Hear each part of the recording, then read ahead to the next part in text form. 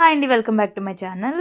మీరైతే దోస ఇవన్నీ చూసే ఉంటారు. కానీ గోధుమ పిండి దోస అండ్ క్రిస్పీగా రావాలంటే ఒకసారైతే ఈ మెథడ్ అయితే ట్రై చేయండి. చాలా అంటే చాలా క్రిస్పీగా వచ్చేసాయి.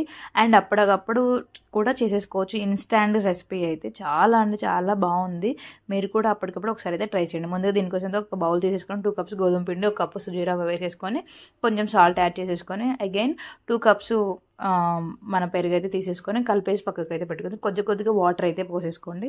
ఎక్కువ వాటర్ అయితే ప్రాబ్లమ్ అయింది. సో కొద్ది వాటర్ తీసేసుకొని దగ్గరకి అయితే తీసేసుకొని ఒక 15 మినిట్స్ పక్కకు పెట్టేసుకోండి. ఒక 15 మినిట్స్ పక్కకు అయిన తర్వాత తీసేసుకొని కొంచెం దగ్గరికి అవుతుంది. అప్పుడు వంట సోడా కలిపేసుకొని అండ్ కొంచెం వాటర్ ఏమన్నా కావాలి అంటే యాడ్ చేసేసుకొని ఇంకా ప్యాన్ పెట్టేసుకొని నార్మల్గా మనం దోశ ఎలా పోస్తామో అలా పోసేసుకొని కొంచెం ఆయిల్ ఆర్ గీ వేసేసుకొని తిప్పేసుకుంటే తింటే ఎంత అంటే అంత క్రిస్పీ ఉంది. చాలా టేస్టీ ఉంది. ఒకసారి మీరు కూడా ట్రై చేసి కమెంట్ చేయండి.